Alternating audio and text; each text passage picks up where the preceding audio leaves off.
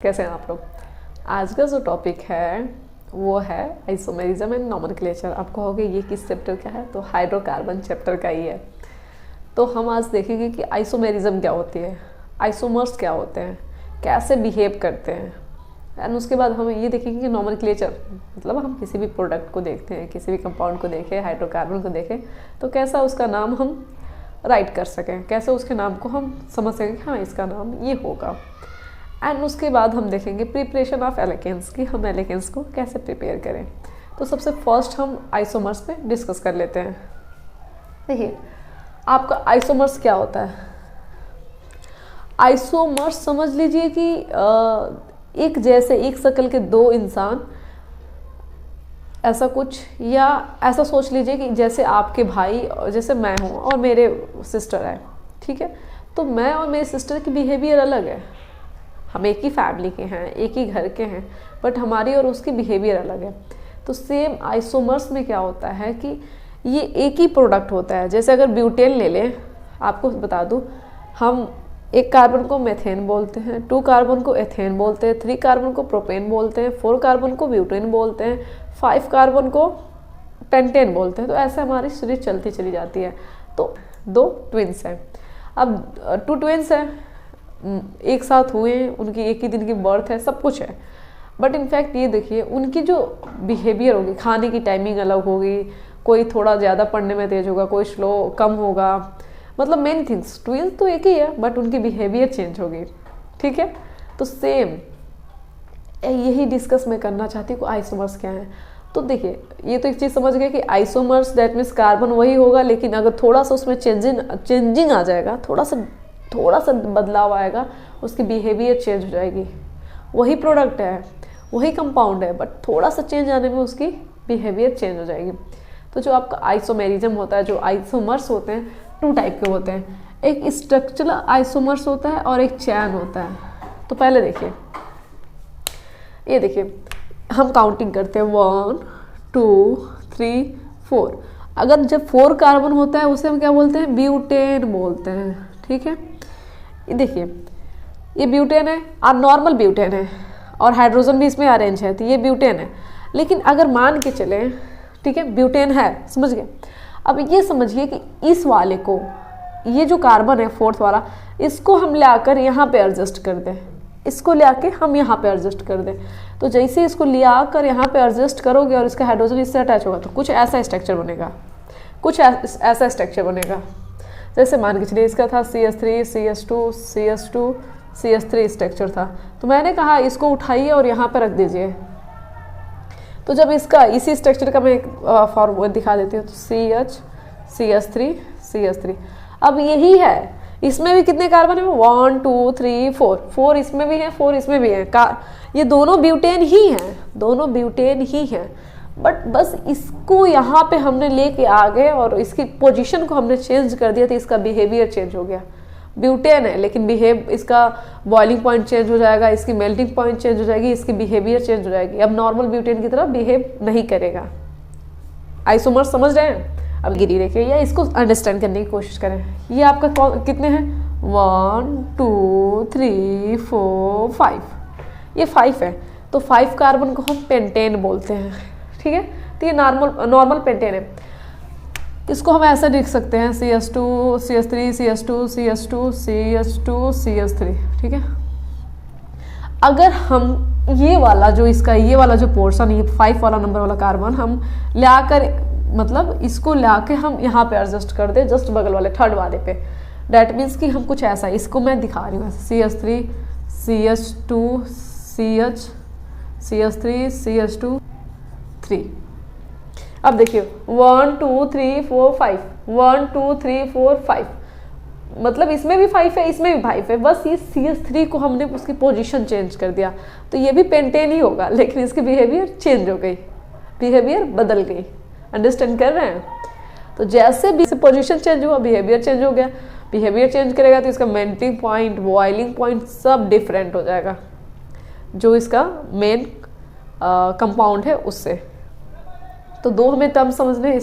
तो स्ट्रक्चरल और आइसो चैन को हम अंडरस्टैंड करने की कोशिश करते हैं। देखिए जब किसी भी कंपाउंड के स्ट्रक्चर में चेंज आया है तो उसे स्ट्रक्चरल आइसोमर्स बोलते हैं। जब उसके चैन में डिफरेंसेस आए देन उसे चैन आइसोमर्स बोलेंगे। कोशिश करें, देखिए ये भी ब्यूटेन है, ये भी ब्यूटेन है, ये भी ब्यूटेन है, ये भी ब्यूटेन है, बट डिफरेंट क्या आ रहा है इसके स्ट्रक्चर में, बस इसका पोजीशन चेंज हो गया है। देखिए ये स्ट्रक्चर और इसके स्ट्रक्चर में डिफरेंट आ रहा है, तो जैसे ही अपना स्ट्रक्चर चेंज किया, जैसे अपना पोजीशन चेंज किया, बिहेवियर चेंज हो गया, पॉइंट और बॉइलिंग पॉइंट चेंज हो गया। तो कौन सा आइसोमर्स काम कर रहा है? Structural isomers. ठीक है, समझ गए। तो कंपाउंड जैसे कि मान के चलिए ब्यूटेन है, ब्यूटेन की स्ट्रक्चर चेंज हो रहा है, तो उसकी स्ट्रक्चर चेंज होने की वजह से उसमें कौन सा आइसोमर्स काम कर रहा है? स्ट्रक्चरल आइसोमर्स काम कर रहे हैं। आपको हो गया, ठीक है, स्ट्रक्चर वाला समझ गए। अब आप बताएं चैन आइसोमर्स क्या होते हैं। तो चैन को मैं डिफाइन करती हूँ। देखिए अगर हम नॉर्मली चैन की बात करते हैं, मैंने 1 2 3 4 और इसमें कितने हैं? 5। तो कोई कंपाउंड हो, देखो 4 है तो हम लोग 4 बोले, मैंने बोला 4 कार्बन, तो आपने कहा ब्यूटेन, मैंने कहा 5 कार्बन पेंटेन, मैंने बोला 2 कार्बन एथेन। तो आप कैसे समझ रहे हो? कार्बन के नंबर से। तो चैन आइसोमर्स में क्या होता है, कोई भी कंपाउंड की कार्बन इंक्रीज हो जाता है। जैसे ब्यूटेन है, एक कार्बन और ऐड कर दिया तो क्या हो गया? वो पेंटेन हो गया। तो चैन आइसोमर्स में कार्बन का इंक्रीज होना या डिक्रीज होना, दैट मीन्स चैन आइसोमर्स है। मतलब चैन थोड़ा बड़ा हो जाए या शॉर्ट हो जाए, कोई कार्बन ऐड हो जाए या कोई कार्बन निकल जाए, तो वहाँ पे होगा आपका चैन आइसोमर्स। स्ट्रक्चरल में क्या होता है? बस स्ट्रक्चर चेंज हो जाना। तो चैन आइसोमर्स का एक ही कहानी है कि जैसे चेंजिंग आएगा इसके चैन में, आप देख के बता दोगे अच्छा 4 कार्बन है तो आपका ब्यूटेन हो गया, अच्छा 3 कार्बन है प्रोपेन हो गया, अच्छा 7 कार्बन है हो गया। तो ये ऐसे ऐसे चीज़ें हैं, तो उसे अंडरस्टैंड करने की कोशिश किया जाता है। और आप धीरे धीरे सारी मतलब 10 तक की सीरीज याद कर लो, methane, ethane, propane, butane, pentane, hexane, heptane, octane, ऐसे याद कर लें, थोड़ा आपको आइडिया लग जाएगा। तो ये आपका आइसोमर्स था। अब हम देखेंगे नोमेनक्लेचर कि नोमेनक्लेचर क्या होता है।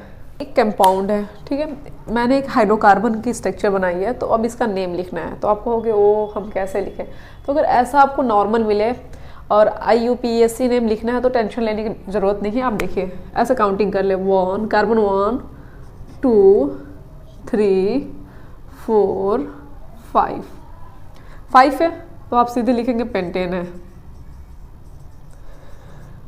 ठीक है, अब दोनों स्ट्रक्चर में आप देखोगे कि कहाँ से काउंटिंग स्टार्ट करें, किधर से काउंटिंग करना स्टार्ट करें कार्बन को। देखिए इधर से करिए या इधर से करिए, बात बराबर की है, क्योंकि इसके बाद सेकेंड कार्बन से मेथिल ग्रुप अटैच है और इसके बाद सेकेंड कार्बन से मेथिल ग्रुप अटैच है, तो दोनों साइड से कर सकते हैं इस कंडीशन में। तो आपका फर्स्ट कार्बन है 1, सेकेंड कार्बन है 2 3 4 5 कार्बन है। अंडरस्टैंड कर रहे हैं? अब 5 कार्बन तो दिख रहा है, लेकिन मेथिल ग्रुप एक यहाँ पे है और एक यहाँ पर है। तो अब नेम कैसे लिखेंगे? तुम लिखेंगे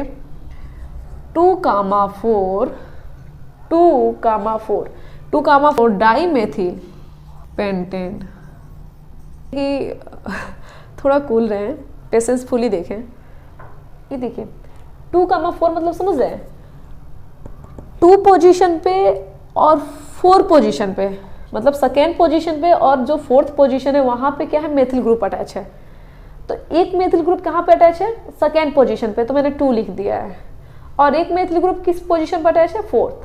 और मतलब दोनों को मिला के टोटली कितने मेथिल हुए आपके? 2 मेथिल हुए हैं। तो 2 मेथिल नहीं लिख सकते हो, डाई लिखोगे। 3 होंगे तो ट्राई लिखोगे, 4 होंगे तो टेट्रा लिखोगे। तो यहाँ पे 2 मेथिल है तो आप लिखोगे डाई मेथिल और पूरे काउंटिंग कर लो 1 2 3 4 5 पेंटेन, पूरा काउंटिंग करके लास्ट में लिख देना पेंटेन। पेंटेन एक ब्रांच मतलब कंपाउंड है, उसमें सेकेंड पोजीशन पे एक मेथिल ग्रुप अटैच है, 4th पोजीशन पे एक मेथिल ग्रुप अटैच है। तो पूरे पेंटेन ग्रुप में 2 मेथिल मतलब 2 मेथिल ग्रुप अटैच है। ठीक है, कुछ और एग्जांपल्स देखते हैं। ये आपका कंपाउंड है। आप कहोगे ये तो बहुत बड़ा है, कैसे हम नेम लिखें, हमें तो अंडरस्टैंड नहीं हो रहा, मुझे समझ नहीं आ रहा मैं क्या करूँ। तो मैं हूँ, जब तक मैं हूँ तब तक आपको कुछ करने की ज़रूरत ही नहीं है। तो फिर हम कंपाउंड देखें। देखिए आप ये देखिए कि कहाँ से जो मेथिल ग्रुप है पास पड़ रही है, इस साइड से देखना। ये फर्स्ट कार्बन है, सेकेंड कार्बन, थर्ड कार्बन पड़ रहा है, बट इधर से देखोगे तो फर्स्ट एंड सेकेंड कार्बन पे ही आपका मेथिल ग्रुप पड़ जा रहा है, मतलब आ जा रहा है। तो फिर क्या करोगे, तो फिर हम काउंटिंग इधर से स्टार्ट करेंगे, जिधर से मेथिल ग्रुप पास पड़ेगा उधर से हम स्टार्ट करेंगे। अब देखिए, तो 1 2 3 4 5 6, यहाँ पे 6 कार्बन है। और देखिए सेकेंड पे आपका एक मेथिल ग्रुप अटैच है, तो लिखेंगे 2 कामा, और फोर्थ पे 2 मेथिल ग्रुप अटैच हैं, 2 मेथिल ग्रुप अटैच हैं, तो आप लिखोगे 4 कामा 4, मतलब इंडिकेट कर रहे हो कि 4 कुटने का मीन्स क्या है। ठीक है, 2 बार लिखने का मीन्स ये है कि जो फोर्थ है ना पोजीशन, कार्बन का फोर्थ पोजीशन पे 2 मेथिल ग्रुप अटैच है, मतलब एक नहीं अटैच है, 2 अटैच है। तो 2 जब मेथिल ग्रुप अटैच हैं, ऐड हैं, तो हम 2 टाइम्स यहाँ पे 4 को मेंशन करेंगे। अब टोटली आप मेथिल ग्रुप को काउंटिंग करिए, 1 2 3, कितने हैं, 3 मेथिल ग्रुप हैं, तो लिखेंगे ट्राई मेथिल, और कितना आ गया 1 2, देखिए इधर से 1 2 3 4 5 6, और 6 को क्या बोलते हैं हम, हेक्सेन। ठीक है, एल्केन के नॉमेनक्लेचर हम रीड कर रहे हैं तो माइंड में होना चाहिए, समझ आ गया। 2 कामा 4 ट्राईमेथिल हेक्सेन। ठीक है, उनका नेम है, ठीक है, सीधे IUPAC नेम लिख दिया है। अब आपको क्या करना है, इसे स्ट्रक्चर में चेंज करना है, इसके कंपाउंड को रिप्रेजेंट करना है। ठीक है, फॉर्मूले में। तो आप क्वेश्चन मार्क में होगा क्या क्या क्या कैसे लिखे, तो फिर इसका भी सोल्यूशन मैं दे रही हूँ। अगर आपको ऐसा मिले तो आप पेंटेन पर ध्यान दें। क्या है पेंटेन पे, पेंटेन मीन्स 5, तो आप कार्बन बनाइए 5, 1 2 3 4 5, आपके 5 हो गए। थोड़ा डिस्टेंस मेंटेन करिएगा और थोड़ा सही से बनाइएगा कि सामने वाला अंडरस्टैंड कर ले, ये नहीं कि खुद बना के खुद ही देखोगे अच्छा सही है, सामने वाले की फीलिंग, सामने वाला अंडरस्टैंड कर ले, ऐसा कुछ स्ट्रक्चर बनाइएगा। ठीक है, एग्जाम में अगर देखिए एग्जाम में कौन कॉपी चेक करेगा आपको नहीं मालूम है, तो आप ये सोच के लिखें कि जिसको जो भी कॉपी चेक करने वाला है उसको कुछ आता जाता नहीं है, तो बहुत अच्छे तरीके से रिप्रेजेंट करें बेटर वे में। अगर इस जैसे मान के चले कि पेंटेन है, तो आपके हो गए, पेंटेन को इंडिकेट कर दिया 5 कार्बन होते हैं। अभी हाइड्रोजन लगाने की ज़रूरत नहीं है, अभी हाइड्रोजन ऐड मत करना। अब आप देखिए, अब काउंटिंग कर लेते हैं, इधर से मैं काउंटिंग कर लेती हूँ 1 2 3 4 5, ऐसे काउंटिंग कर लेती हूँ। तो कह रहा है 2 कामा 2, मतलब 2 टाइम्स 2 को मेंशन किया हुआ है, और टेट्रामेथिल मतलब उस कंपाउंड में 4 मेथिल होने ही चाहिए। तो 2 कामा 2 डेट मीन्स जो सेकेंड पोजीशन पे सेकेंड कार्बन है उससे 2 मेथिल ग्रुप, मतलब 2 मेथिल ग्रुप अटैच हैं, तो ऐसे हो गया।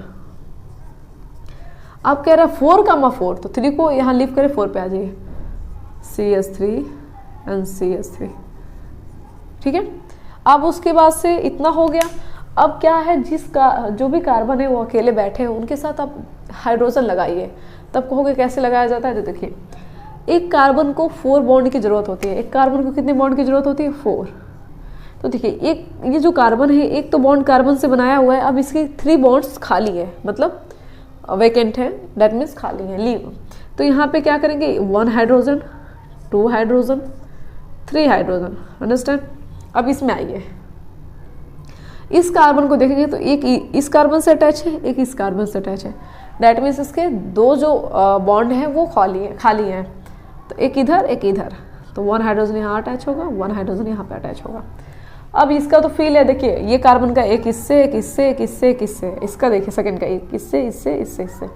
अब लास्ट वाला का क्या कहानी है, इसका एक ही बॉन्ड इस कार्बन से अटैच है, 3 फ्री है, तो फ्री में आप क्या करेंगे, हाइड्रोजन लगा दीजिए, अंडरस्टैंड। तो इस तरीके से हम बनाते हैं। कोई भी कंपाउंड अगर लिखा हुआ है, नेम लिखा हुआ है, तो उसको अगर हमें स्ट्रक्चर देनी है, उस कंपाउंड को राइट करना है, तो हम ऐसे राइट करेंगे। कुछ नोमेनक्लेचर भी फिनिश हो गया, आइसोमेरिज्म भी फिनिश हो गया। इसके बाद हम देखेंगे प्रिपरेशन ऑफ एलिगेंस। तो फिर नेक्स्ट टॉपिक में देखते हैं। अभी के लिए बाय, टेक केयर।